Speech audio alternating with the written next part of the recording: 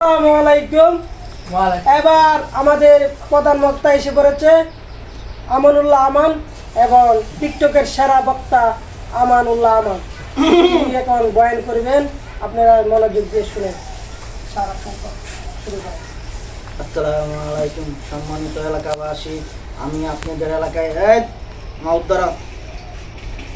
আমি আপনাদের এলাকায় এসেছি দুই চারটা কথা বলার জন্য। উল্টাপাল্টা বক্তা আমার নাম, কারণ উল্টাপাল্টা কথা বলবো ভাই। আরে আমি ওই দিন গেছি কুয়াকাটা ওয়াজ করার জন্য রে ভাই। একটি আমার চোখে বাস্তব ঘটনা রে ভাই। এক ছেলে মনে কর 2 মণ গাঁজা নিয়ে বসেছে, তার প্রেমিকার সাথে ব্রেকআপ হয়েছে বলে। ওরে যুবক, তোর প্রেমিকার সাথে ব্রেকআপ হয়েছে, তাতে কি হয়েছে?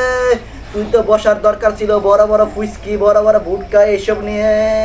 তুই রাত 12টা বাজে রে যুবক, 1টা পর্যন্ত, 1টা 2টা পর্যন্ত তুই মেয়েদের সাথে চ্যাটিং করস। তোর পকেটের মানি ব্যাগের যেতে 500 টাকা নোটগুলো আছে সব মেয়েরা নিয়া কসকস করে পার্কে নিয়ে তোরে তো চুষা খাইয়া ফেলতে। ঠিক না বেঠিক?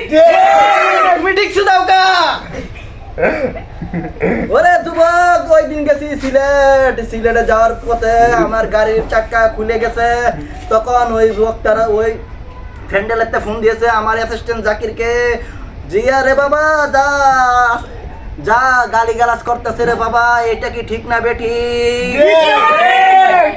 আসো আসো, এটা কিন্তু একদম ঠিক না। গাড়ি ঘোড়া নষ্ট হইতে পারে ভাই। তারপরে এই চাক্কার বিনিময়ে চাক্কা তো পাই না রে ভাই, আসটা কিন্তু চাক্কা নাই গা। সেই চাক্কার জায়গার মধ্যে জ্যাকেটকে ফিট করে দিলাম। তারপরে আস্তে আস্তে আমার গাড়িটা ওই ওয়াশ মাহফিলে গিয়েছে। তারপরে ওই জায়গায় এরকম একটা টান দিলাম রে বাবা।